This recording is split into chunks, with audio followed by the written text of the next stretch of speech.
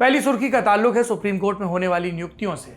आज देश भर के समाचार संस्थानों ने सूत्रों के हवाले से, आई लव सूत्र, खबर चलाई कि भारत के मुख्य न्यायाधीश जस्टिस एन.वी. रमन्ना की अध्यक्षता वाले सुप्रीम कोर्ट कोलेजियम ने सुप्रीम कोर्ट के लिए 9 जजों के नाम की सिफारिश की है। समाचार एजेंसी पीटीआई के मुताबिक इनमें से 3 महिला जज हैं। कर्नाटक हाईकोर्ट से justice BV. Nagarathna, Telangana high court की मुख्य न्यायाधीश जस्टिस हिमा कोहली और गुजरात हाईकोर्ट से जस्टिस बेला त्रिवेदी। आगे चलकर जस्टिस बी.वी. नागरत्ना देश की पहली महिला मुख्य न्यायाधीश भी बन सकती हैं। इन 3 जजों के अलावा बाकी 6 के नाम क्या हैं? कर्नाटक हाईकोर्ट से वहां के chief justice Abhay Srinivas Oka, Gujarat high court के chief justice Vikram Nath, Sikkim high court के chief justice Jitendra Kumar Maheshwari, Kerala high court से justice CT. Ravi Kumar, Kerala high court से ही जस्टिस एम.एम. सुंदरेश और वरिष्ठ वकील और पूर्व additional solicitor general PS. Narasimha. ये राम जन्मभूमि बाबरी मस्जिद विवाद में रामलला विराजमान के वकील भी थे। सुप्रीम कोर्ट में कुल 34 जज हो सकते हैं, लेकिन जब से पूर्व मुख्य न्यायाधीश रंजन गोगोई नवंबर 2019 में रिटायर हुए, तब से सुप्रीम कोर्ट को कोई नया जज नहीं मिला। एक के बाद एक जज रिटायर जरूर होते रहे। 12 अगस्त को जस्टिस रोहिंटन फाली नरीमन भी रिटायर हुए। आज जस्टिस नवीन सिन्हा भी रिटायर हो गए। यानी अब सुप्रीम कोर्ट में सिर्फ 24 जज सुनवाई के लिए मौजूद हैं। अगर कोलेजियम की ये सिफारिशें मान ली जाती हैं तो सुप्रीम कोर्ट में 33 जज हो जाएंगे। यह तो हुई जानकारी। अब आते हैं कुछ ज्ञान की बात पर। इंडियन एक्सप्रेस में छपी अपूर्वा नाथ की रिपोर्ट इन नियुक्तियों में हुई देरी की एक और कहानी सुनाती है। रिपोर्ट इस तरफ इशारा करती है कि मार्च 2019 से कोलेजियम का हिस्सा रहे जस्टिस नरीमन कोलेजियम की इन सिफारिशों से सहमत नहीं थे। उनका मानना था कि ऑल इंडिया सीनियरिटी लिस्ट में 2 वरिष्ठतम जजों के नाम की सिफारिश जब तक नहीं होती, कोलेजियम नामों पर एकमत नहीं होगा। कर्नाटक हाईकोर्ट के चीफ जस्टिस अभय श्रीनिवास ओका भारत की सभी हाईकोर्ट्स में वरिष्ठतम जज हैं। इसके बाद नाम आता है त्रिपुरा हाईकोर्ट के चीफ जस्टिस अकील कुरैशी का। जस्टिस नरीमन के रिटायर होने के बाद हुई कोलेजियम की जिस सिफारिश की चर्चा है, उसमें जस्टिस ओका का नाम है, लेकिन जस्टिस अकील कुरैशी का नहीं है। कानूनी मामलों पर रिपोर्टिंग करने वाली समाचार वेबसाइट बार एंड बेंच के मुताबिक कोलेजियम ने 9 नामों की सिफारिश तो की है, लेकिन जजों ने मिनट्स ऑफ मीटिंग पर दस्तखत नहीं किए हैं। मिनट्स ऑफ मीटिंग का मतलब होता है एक बैठक के दौरान हुई बातचीत और फैसलों का लिखित ब्यौरा।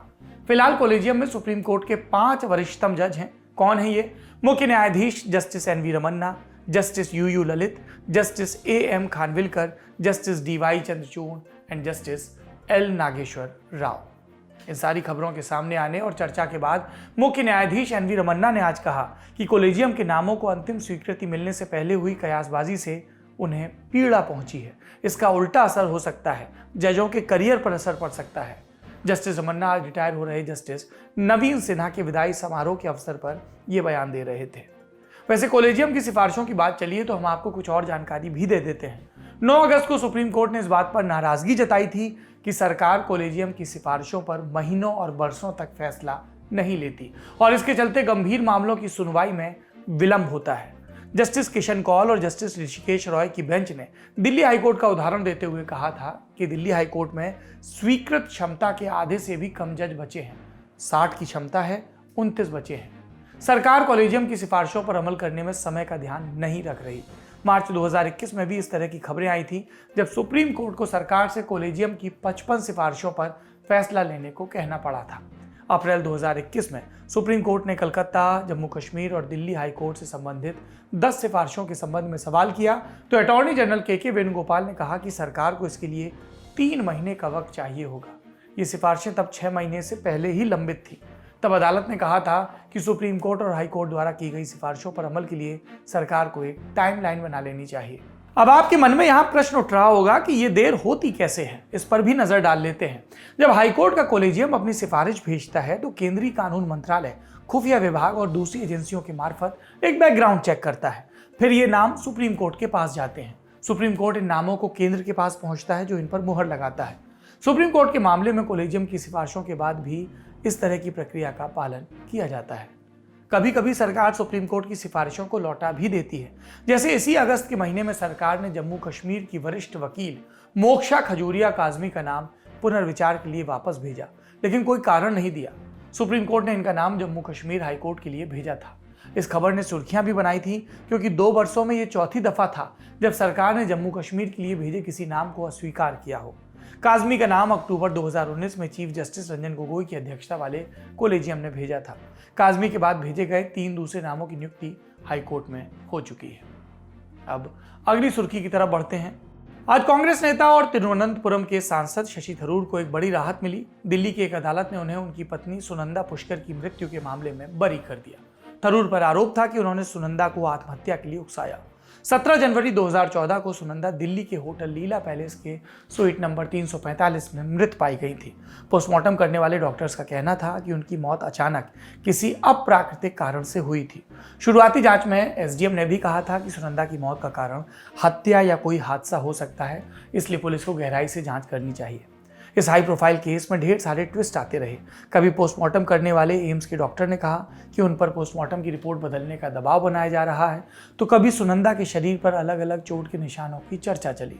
कभी सुब्रमण्यम स्वामी ने कहा कि वो इस मामले में जनहित याचिका लगाएंगे, तो कभी दिल्ली पुलिस के तत्कालीन कमिश्नर BS बस्सी ने कहा कि सुनंदा ने आत्महत्या नहीं की है, उनकी हत्या हुई है।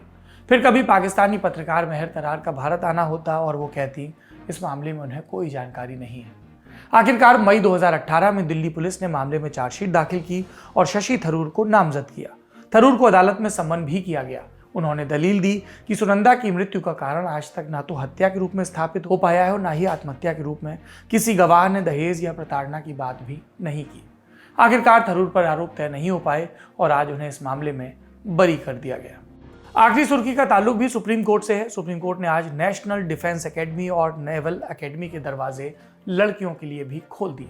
अंतरिम आदेश में कोर्ट ने सेना को फटकार लगाते हुए कहा कि जब पिछले एक फैसले में सुप्रीम कोर्ट महिलाओं को सेना में परमानेंट कमीशन देने का आदेश दे चुका है, इसके बाद भी सेना ने अपना माइंडसेट क्यों नहीं बदला।